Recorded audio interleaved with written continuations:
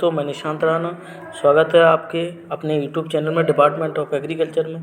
अगर एग्रीकल्चर से रिलेटेड कोई भी जानकारी चाहते हो या किसी प्रकार की कृषि विज्ञान से संबंधित कोई भी जानकारी के लिए हमारे यूट्यूब चैनल को सब्सक्राइब कर लें ताकि आने वाली नोटिफिकेशन आपको सबसे पहले मिल सके।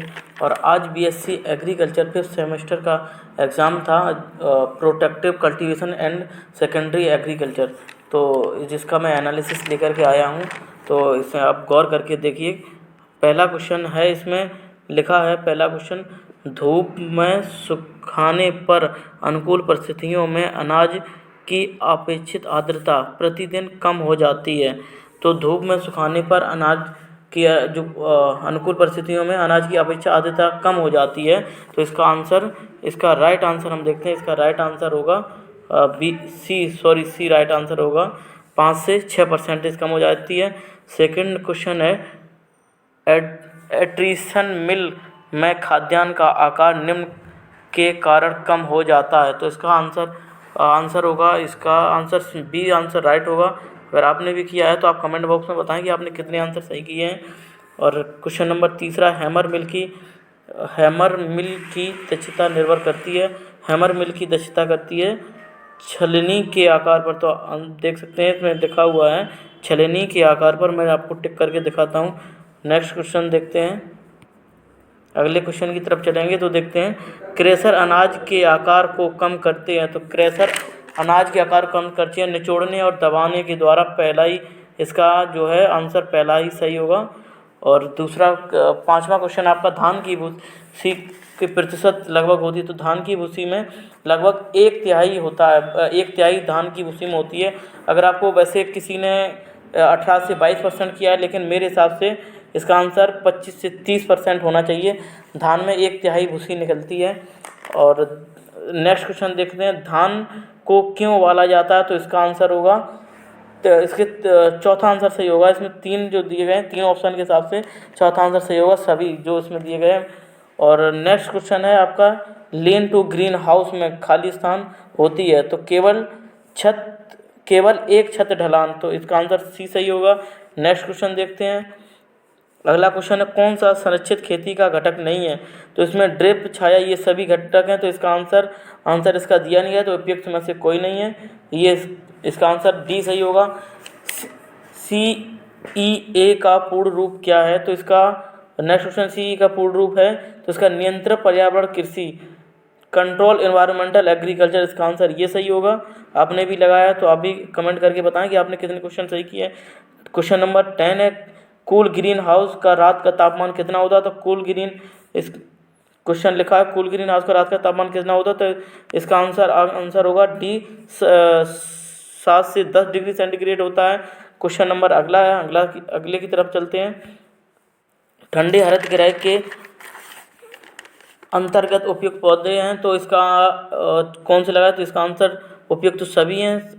नेक्स्ट है, गर्म हरित गृह का रात का तापमान कितना होता है। तो इसका आंसर होगा, वैसे गर्म हरित गृह का रात का तापमान जो होता है 10 से 13 डिग्री से ऊपर ही होता है। तो मेरे ख्याल से तो इसका आंसर 15 से 20 डिग्री होना चाहिए। अगर आपने भी 15 से 20 डिग्री लगाया है तो आप भी कमेंट करके बताएं कि आपने कितना कौन सा आंसर सही है। तो इसका आंसर होगा 15 से 20 डिग्री, क्योंकि जो हरित गृह का पूजा है तो वह हरित गृह में इसमें कंफ्यूज हो रहे हैं थोड़े। अगर आपको कमेंट में बताना चाहें तो कमेंट बता सकते हैं। वैसे answer B right is answer है। नेक्स्ट क्वेश्चन है, हरित गृह के अंतर्गत पौधे कौन से आते हैं। तो अफ्रीकी, इसका ये वाला गर्म हरित गृह के अंतर्गत उपयुक्त पौधे, तो इसका आंसर हो जाएगा अफ्रीकी वायलेट होगा।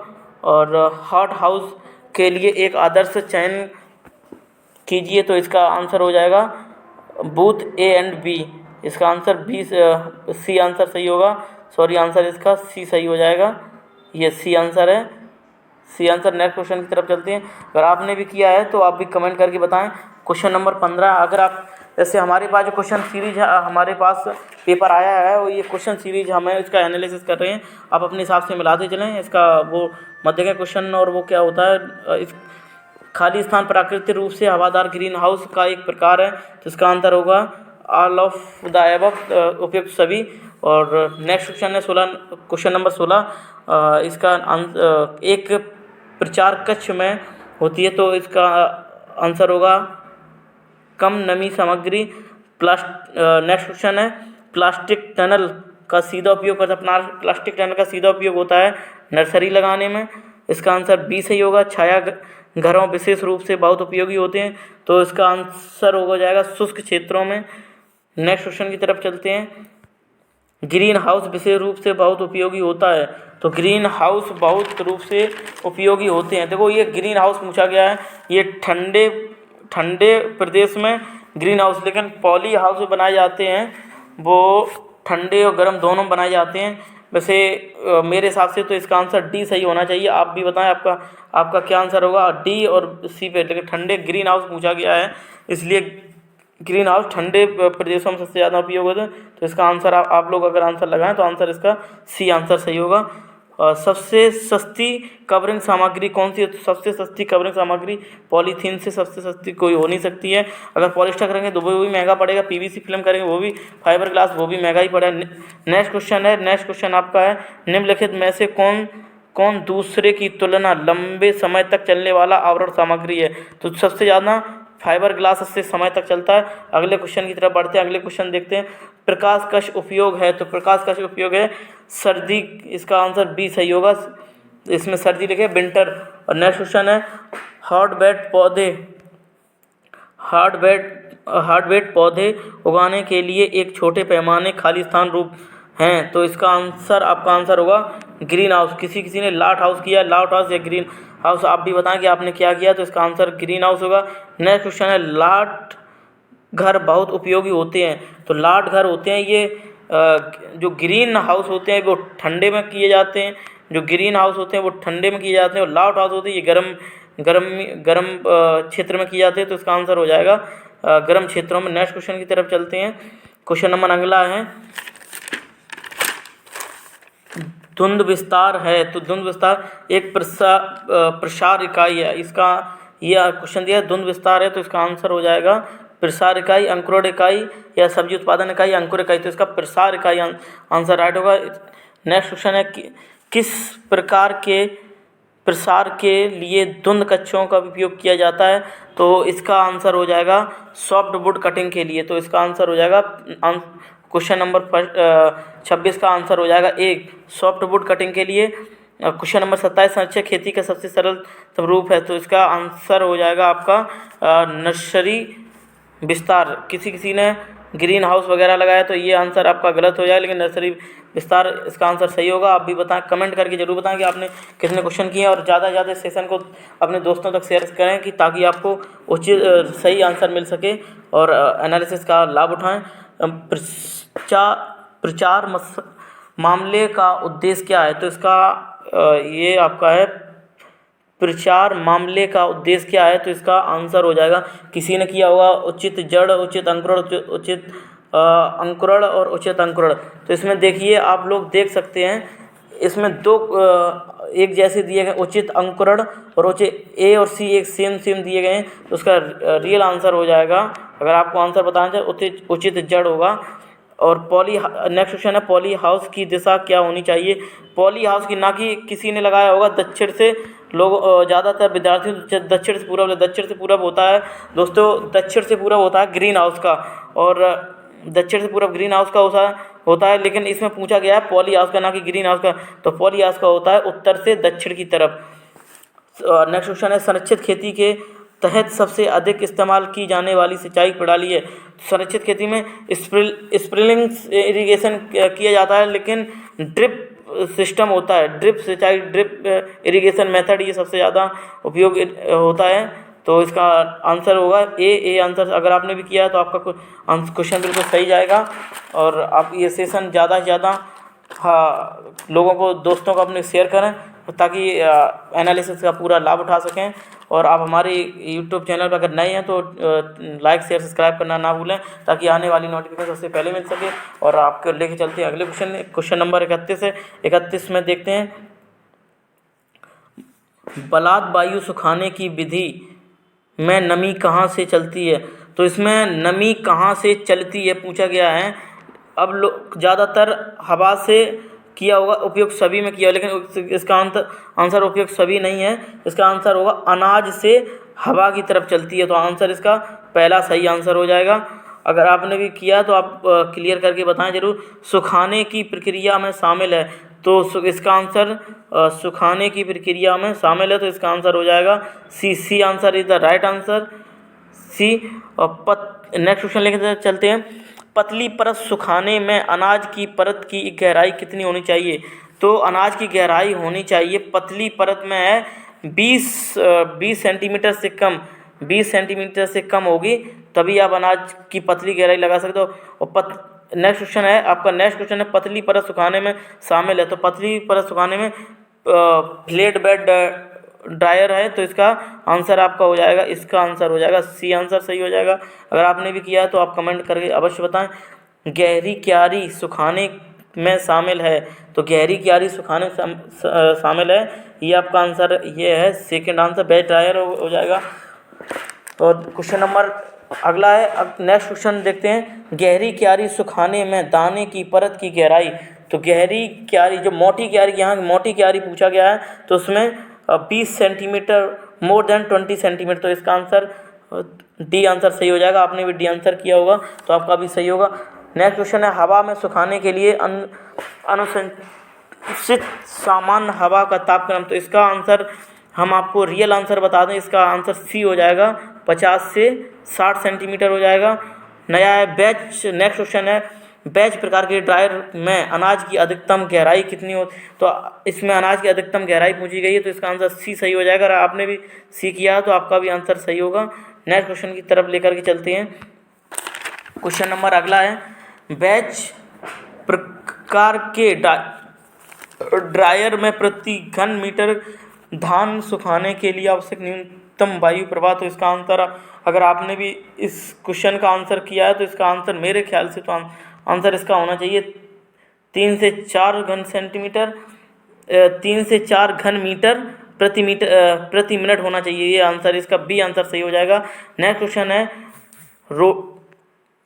रोटरी ड्रायर में ड्रम का व्यास निम्न के बीच होता है, तो रोटरी ड्रायर में व्यास जो पूछा गया है वैसे 3 से 5 होना चाहिए, लेकिन मेरे ख्याल से इसका आंसर 3 से 5 होना चाहिए, क्योंकि सबका डिवाइडेशन हो रहा है, वो अगर आपका कैलकुलेशन भी करके देखेंगे तो 305 मीटर ही होगा। और उसमें आपका, अगर आपके पास बुक वगैरह है तो आप उसमें देखकर, अगर आपको डाउट लगा तो कमेंट करके अवश्य बताएं। LSU ड्रायर की मुख्य लाभ इसमें है, तो इसका ऑल ऑफ द एबव हो जाएगा, इसका आंसर सही राइट आंसर होगा डी। अगर आपने भी किया तो आपका भी आंसर सही होगा। नेक्स्ट क्वेश्चन है LSU ड्रायर के लिए अनुशंसित वायु प्रवाह दर है, तो इसका आंसर हो जाएगा आपका 42 नंबर क्वेश्चन का आंसर मेरे ख्याल से तो इसका आंसर होना चाहिए 70 घन मीटर। वैसे अगर तुक्का लगाने की आवश्यकता नहीं है, आप कैलकुलेशन करके निकाल सकते हैं, और जो रियल होता है वो रियली होता है। और सतत प्रवाह, नेक्स्ट क्वेश्चन, सतत प्रवाह ड्रायर में शुष्क हवा का, तो इसमें 70 डिग्री सेंटीग्रेड होता है, इसका आंसर बी आंसर सही है। 43 क्वेश्चन नंबर का 44 नंबर का आप देखते हैं, तो बैच प्रकार के अधिकतम सुखाने वाली हवा का तापमान होता है, तो इसमें इसका आंसर हो जाएगा आपका 45 डिग्री सेंटीग्रेड। एक विशेष तापमान, नेक्स्ट क्वेश्चन, एक विशेष तापमान पर अनाज की नमी सामग्री के साथ संतुलन सापेक्ष आर्द्रता के विकर्ण को एक वक्र द्वारा व्यक्त किया जाता है, जिसे कहा जाता है अनाज की समतापी। अगर आपने उपयुक्त सभी किया इस क्वेश्चन का आंसर, अगर आपने इस क्वेश्चन का आंसर किया है, अगर उपयुक्त सभी किया है तो आंसर, आपका आंसर गलत हो जाएगा। इसके लिए इसका आंसर राइट आंसर होगा, पहला आंसर होगा अनाज समतापी हो जाएगा। नेक्स्ट क्वेश्चन की तरफ चलते हैं, हम नेक्स्ट क्वेश्चन की तरफ लेकर चलते हैं। क्वेश्चन नंबर 46 है, सुखाने की प्रक्रिया में 1 किलोग्राम अनाज की नमी, तो इस क्वेश्चन का अगर आपका आंसर, आपने अगर आंसर लगाया है 650 किलो कैलोरी, अगर 650 किलो कैलोरी लगाया तो आपका आंसर राइट हो जाएगा। नेक्स्ट क्वेश्चन की तरफ चलते हैं। धान की कटाई के लिए स्तंभ, तो धान की कटाई के लिए जो पूछा गया है स्तंभ नमी, तो नमी वैसे और फसलें होती हैं उसमें 15 से 18, 18 से 20 तक, 15 से 20 तक हो जाती है। अदर फसलों में 15 से 20 तक चल जाता है, लेकिन धान की फसल में 20 से 22% नमी होनी चाहिए। आपने देखा होगा कि हार्वेस्टिंग आपके क्षेत्र में अगर हार्वेस्टिंग होती होगी तो हार्वेस्टिंग कुछ नमी में ही धान कट जाते हैं। तो 47 नंबर क्वेश्चन का आंसर हो जाएगा 20 से 22% नमी, इष्टतम नमी रहनी चाहिए। तो अगला क्वेश्चन लेकर चलते हैं, गेहूं की कटाई के लिए इष्टतम नमी। तो गेहूं की कटाई के लिए आपका ये आंसर है आपका 14 से 16। अगर 14 से 16 दिया है तब भी आपका आंसर सही हो जाएगा, क्योंकि 15 से 20 अब आप में कन्फ्यूज है, लेकिन आप इसका रियल आंसर होगा वो मेरे ख्याल से तो 15 से 20 होता है। तो वैसे तो अब 15 से 20 कर दें तो इसका सी आंसर सही होगा, सी और बी आंसर। तो आप अपने हिसाब से कमेंट करके बताएं कौन सा इसका आंसर सही है, लेकिन हमने जो आंसर आपको बताया है वो आंसर होगा 16 से 18%। इसका 16 से 18% ये आंसर आपका सही हो जाएगा। Right answer. अनाज का घनत्व और विशिष्ट गुरुत्व किसके लिए आवश्यक है? तो इसका आंसर हो जाएगा ऑल ऑफ द एबव। तो इसका आंसर सभी हो जाएगा। नेक्स्ट क्वेश्चन की तरफ लेकर के चलते हैं। क्वेश्चन नंबर आपका अगला है, कणों के ज्यामितीय मध्य व्यास के रूप में जाना जाता है। तो इसका आंसर आपका, अगर इसका आंसर आपको नहीं मिला है, लेकिन मैं आपको आंसर रियल आंसर देना चाहती हूँ, लेकिन कुछ ही लोगों ने ज्यामिति से लगाकर ज्यामिति व्यास लगाया होगा, लेकिन ये आंसर आपका एकदम से गलत हो जाएगा। अगर आप आंसर रियल आंसर आपका इसका आंसर होगा समतुल्य व्यास। समतुल्य व्यास इसका रियल आंसर हो जाएगा। गेहूं का घनत्व लगभग होता है 998 से 1238 किलोग्राम मीटर क्यूब। तो इसका आंसर हो जाएगा 51 नंबर का हो जाएगा आंसर, बी आंसर सही हो जाएगा। आप भी कमेंट करके बताएं कि आपने कितने क्वेश्चन सही है। बने रहिए अगले सेशन तक, हम आपको लास्ट तक लेकर चलते हैं। आपका 52 नंबर क्वेश्चन है, धान के लिए विश्राम कोण कितना होता है? धान का विश्राम कोण होता है 30 से 45 डिग्री। धान का विश्राम कोण 30 से 45 डिग्री होता है। और गेहूं का विश्राम कोण होता है 23 से 38 डिग्री होता है। अगर आपने भी इस लगे है तो आपका भी आंसर सही हो जाएगा। नेक्स्ट क्वेश्चन है आपका अगला है, किलो कैलोरी में ऊष्मा की मात्रा जो 1 किलो पदार्थों में मिलाने या हटाने इसके तापमान को 1 डिग्री तक बदल दे, उसे क्या कहते हैं? तो इसका आंसर होगा विशिष्ट ऊष्मा, ना कि गुप्त ऊष्मा नहीं हो सकता है। गुप्त और एंथैल्पी ऊष्मा कई लगाएं तो इसका आंसर हो जाएगा विशिष्ट ऊष्मा। और हवा का तापनीय संकेत 2.02 कैलोरी, इसका आंसर हो जाएगा, ये बी आंसर सही हो जाएगा 55 नंबर का। हवा की तापीय चालकता तो 2.2 कैलोरी प्रति। और इसका 56 नंबर का आंसर हो जाएगा प्रारंभिक प्रक्रिया में कुछ बड़े कणों को हटाने को क्या कहते हैं? तो इसको हटाने को कहते हैं स्कैल्पिंग कहते हैं, ना कि छटाई कहते हैं। छटाई तो पौधों में की जाती है, बट हम आपको समझाने का ज़्यादा समय नहीं है। नेक्स्ट क्वेश्चन लेकर चलते हैं, सामग्री की सफाई किसके द्वारा किए जाते? इसका आंसर हो जाएगा ऑल ऑफ द एबव, उपयुक्त सभी हो जाएगा। क्वेश्चन नंबर आपका लास्ट लेकर के चल रहे हैं, अंतिम क्वेश्चन के अंतिम चरणों में है। अब देखते हैं 58, अनाज की फसल की सुरक्षित भंडारण के लिए नमी की जरूरत। अनाज की कम से कम भंडारण किसके कम रहनी चाहिए? तो आपको पता है कि जब अनाज भंडारण स्टोरेज किया जाता है तो इसका 8 से 9, इसका आंसर ये सही हो जाएगा, बी आंसर 8 से 9% होना चाहिए। चक्रवात विभाजन के उपयोग में करने तो महीन कणों को किया जाता है इसमें। और आपका आंसर है 1 टन अनाज को धूप में सुखाने के लिए आवश्यक क्षेत्रफल। तो 1 टन अनाज को धूप में सुखाने के लिए 10 से ऊपर होना चाहिए, लेकिन 15 वर्ग मीटर हो सकता है। लेकिन आप बताइए, इस आंसर का मैं नहीं दूंगा, लेकिन हमारे ख्याल से तो इसका आंसर होना चाहिए था 20 वर्ग मीटर। कैलकुलेशन करके भी आप देख लीजिए तब भी 20 वर्ग मीटर ही निकलेगा, लेकिन आप दूसरे एनालिसिस के चक्कर में मत रहिए। लेकिन आप आंसर बताइए, कमेंट करके आंसर बताइए, मैं इसका रियल आंसर नहीं दूंगा। जय हिंद, जय जवान, जय किसान, जय अनुसंधान। मैं निशांत राणा, आपका अपने यूट्यूब चैनल में स्वागत है। मिलते हैं अगले नेक्स्ट एनालिसिस क्लास में। जय जवान, जय किसान, जय अनुसंधान, जय विज्ञान।